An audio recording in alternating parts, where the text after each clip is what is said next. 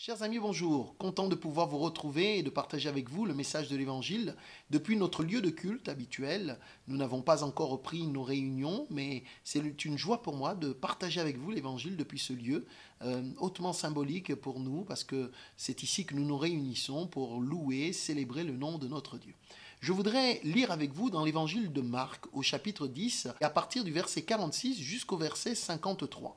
Une petite histoire très simple mais très encourageante et qui va nous aider dans notre méditation de ce jour autour de l'évangile. Je lis ceci: Ils arrivèrent à Jéricho et lorsque Jésus en sortit avec ses disciples et une assez grande foule, le fils de Timée, Bartimée, mendiant aveugle, était assis au bord du chemin.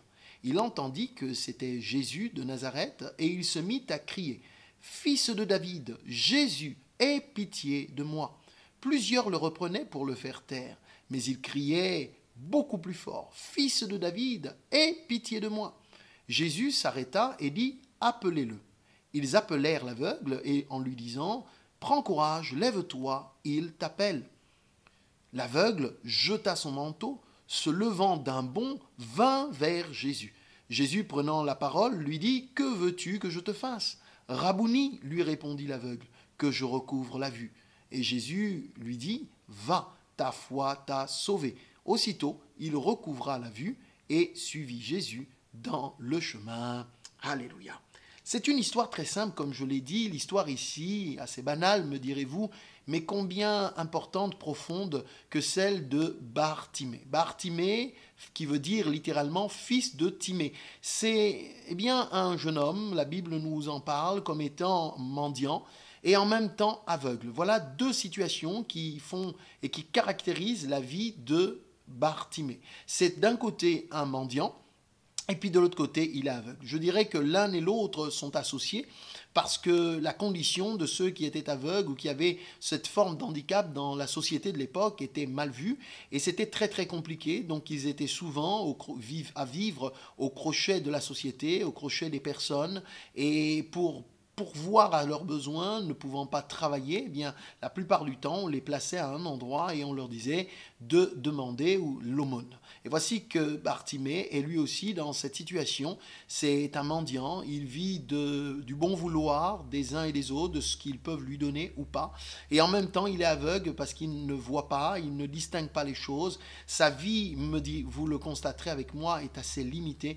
Et vraiment, on n'ose pas imaginer la complexité de vivre dans une telle situation. C'est très compliqué pour Bartimée, ce qui le place dans une situation, comme la Bible l'indique ici, il est assis au bord du chemin. C'est du reste sa seule occupation, assis au bord du chemin, à essayer d'arrêter tous ceux qui passent par ce chemin-là. Il n'a qu'un manteau, ce manteau lui permet certainement de se couvrir quand il fait un peu plus froid, un manteau qui doit certainement avoir pas mal d'années, et ce manteau est la seule possession qu'il a. Bartimée est un homme démuni, dans le besoin, dans l'attente que quelque chose se passe dans sa vie. Il n'est pas cependant désespéré parce que le texte nous montre combien il y a chez lui un élan fort qui est manifesté. Ce texte nous parle d'une rencontre, chers amis, la rencontre entre un homme et Jésus, la rencontre entre n'importe quelle personne, et l'on peut transposer à Bartimée chacune de nos vies, une rencontre avec Jésus. La Bible nous dit que Jésus est arrivé dans une certaine ville qui s'appelle Jéricho, et là, avec ses disciples, il s'est entretenu autour d'une assez grande foule, comme le rapporte ici l'évangéliste Marc, et au final, le Seigneur sort de la ville, et pendant qu'il est en train de sortir, sur le chemin qu'il emprunte, se trouve notre cher Bartimée. Celui-ci, ayant entendu que c'était Jésus qui passait, va l'interpeller, non pas de façon doucereuse, mais il va l'interpeller avec beaucoup de force. Il l'entendit, il nous est dit que c'était Jésus de Nazareth, et il se mit à crier. On comprend pourquoi il était obligé de crier, puisque le Seigneur Jésus est accompagné non seulement de ses disciples, mais en plus de cela d'une assez grande foule, comme nous dit l'Écriture. Et donc, pour faire entendre sa voix, Bartimée se rend bien compte qu'il est obligé de fournir un effort. Et il crie, comme nous dit la Bible, comme dans un désespoir, comme dans un dernier recours. Cette fois-là, il ne crie pas pour l'aumône, il ne crie pas pour avoir ou attirer l'attention de quelqu'un à une bonne grâce, grâce que quelqu'un lui accorderait en lui donnant quelques sous, quelques monnaies. Non, cette fois-ci, Bartimée crie, mais il crie différemment. Il crie vers le Sauveur, il crie vers Jésus-Christ, Fils de David, Jésus, aie pitié de moi. Le message de l'Évangile, ici, nous met en évidence une situation, celle d'un homme démuni, perdu, mendiant. La situation qui est la sienne est accablante, complexe, difficile, et pourtant, le voici dans cette situation qui va être au contact de l'homme par excellence, du Sauveur Jésus-Christ qui se présente et qui va agir et intervenir dans sa vie. C'est ainsi que je voudrais déposer sur vos cœurs le message de ce jour. Quelle que soit votre situation, quelle que soit votre circonstance, vous avez besoin de crier à Jésus. Ne vous laissez pas impressionner, influencer, illusionner par les circonstances qui vous entourent ou par la condition qui est la vôtre. Si Jésus se présente à vous, il est capable de changer votre situation. Alors, la Bible nous dit qu'il est aveugle. Il y a là donc quelque chose de très notable. Il y a pour lui une difficulté à distinguer les choses. Et je crois que c'est important de pouvoir le réaliser. Parfois, nous avons du mal à distinguer les choses d'un point de vue, je dirais, spirituel ou d'un point de vue du cœur, de l'âme. Nous voudrions bien distinguer l'amour de Dieu. Nous voudrions bien comprendre ce qu'il veut faire dans nos vies. Mais nous sommes un petit peu comme aveuglés. Nous avons du mal à mettre des mots sur ce que nous ressentons, sur ce que nous voyons, sur ce que nous vivons. Et Dieu peut nous parler tantôt d'une manière et tantôt d'une autre, par un songe, par un rêve, par une parole d'une personne, d'un voisin, d'une voisine, d'un proche, de la famille. Enfin, Dieu peut le faire de n'importe quelle manière. Il peut le faire aussi par cette prédication que vous êtes en train d'entendre. Ce qui est certain, c'est qu'il veut vous redonner la vue spirituelle, la vue de l'âme, vous permettre de voir son amour, vous permettre de voir que votre vie est importante à ses yeux et qu'il est capable d'intervenir pour votre bien, manifester à votre égard sa grâce et sa miséricorde. Mais pour cela, il vous faut, je dirais, manifester quelque chose. À l'instar ici de Bartimée, sachant que Jésus passait par là, ayant entendu cela, lui qui a été mis à l'écart, il était sur le chemin, la Bible nous dit au bord du chemin, assis au bord du chemin. L'Écriture donc nous montre qu'il n'avait pas pu prendre part à l'arrivée de Jésus dans la ville de Jéricho. Il avait pris du temps avec les gens qui étaient là, la foule s'était donc rassemblée pour le suivre, et Bartimée n'avait pas pu prendre part à cette rencontre. Mais il ne se laisse pas faire, il ne se laisse pas arrêter par cette situation. Entendant donc que Jésus passait par là, puisqu'il avait certainement entendu qu'il était dans la ville, sachant que Jésus est passé par ce chemin, Bartimée se dit, je dois saisir cette occasion, je dois saisir cet instant. Il ne m'en sera peut-être pas donné une deuxième occasion. Alors il crie, Jésus, fils de David, aie pitié de moi. Il interpelle Jésus, mais il appelle à son secours, aie pitié de moi. Il fait appel à la pitié de Christ, mais comprenez par cela, il fait appel en réalité à quelque chose de bien plus profond. Pour Bartimée, l'angle qu'il a toujours connu, c'est celui de la pitié. Et en fait, il fallait attirer la pitié des gens pour qu'ils puissent recevoir un petit peu quelque chose. Et il crie avec ce même principe, mais il crie cette fois-là vraiment avec un désir fort et profond, celui de vivre autre chose. Bien-aimés, allez-vous décider de sortir de la routine? Allez-vous décider de crier à Jésus comme pour changer le destin et la destinée de votre vie et de dire peut-être que cette fois-ci quelque chose peut être différent. Je refuse de me laisser de nouveau prendre dans la spirale qui est la mienne, de ma vie, de mes échecs, de mes peines, de mes difficultés, de mes souffrances, de mon péché. J'ai besoin de vivre quelque chose de différent, de fort, de puissant. Alors il crie vers Jésus et Jésus entend. Voyez-vous, c'est assez extraordinaire. Il y a une assez grande foule. Ça veut dire que beaucoup de gens parlent autour de lui. Certainement que les gens sont en train de parler de ce qu'il vient de dire, de ce qu'il vient de partager, Jésus. Et pourtant, au milieu de cette foule, Jésus entend la voix de Bartimée. J'aimerais vous dire que Jésus entend votre voix. J'ai entendu quelqu'un une fois me dire, mais pasteur, croyez-vous que Dieu peut entendre ma prière? Il y a des milliards de personnes dans le monde. Pourquoi entendrait-il ma prière?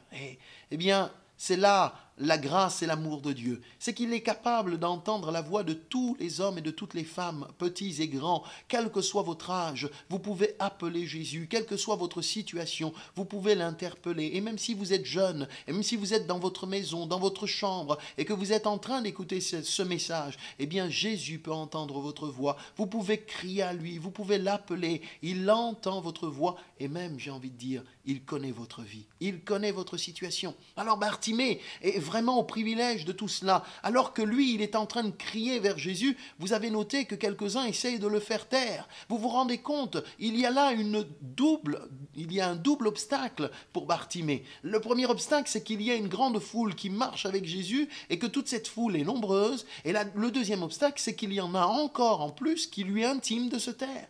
Et pourtant Bartimée ne se laisse pas faire. La Bible nous dit qu'il crie encore plus fort, en disant « Je veux vraiment saisir quelque chose ». J'ai envie de dire quelle foi extraordinaire.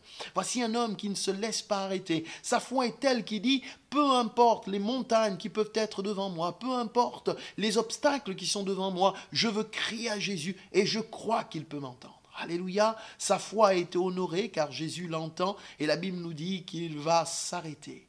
Le Seigneur voudrait s'arrêter. Il voudrait s'arrêter sur votre vie. Il voudrait s'arrêter et prendre quelques instants avec vous. S'arrêter, c'est marquer un stop. Il s'arrête parce qu'il voudrait marquer un stop. Passer un moment avec vous, mes amis. Et voyez-vous, Jésus va dire « appelez-le ». Alors, les gens vont le retrouver, ils appellent l'aveugle et ils lui disent « prends courage, lève-toi, il t'appelle ». Prends courage. C'est vous dire combien sa vie devait être compliquée et dans sa situation démunie, eh bien, il entend cette parole. Prends courage. Peut-être que cette parole est aussi pour vous. Prenez courage parce que Jésus entend votre prière. Il entend ce que vous lui demandez. Prenez courage. Et il est invité à se lever. Lève-toi, il t'appelle. Est-ce que vous entendez cette voix également dans ces moments, mes amis? Prenez courage. Levez-vous, car Jésus vous appelle. Ne restez pas assis dans votre peine, votre souffrance, votre péché, votre malheur, votre désespoir, votre souffrance. Ne restez pas assis dans cette vallée qui serait la vallée des pleurs, mais levez-vous. Pourquoi? Parce que Jésus vous appelle.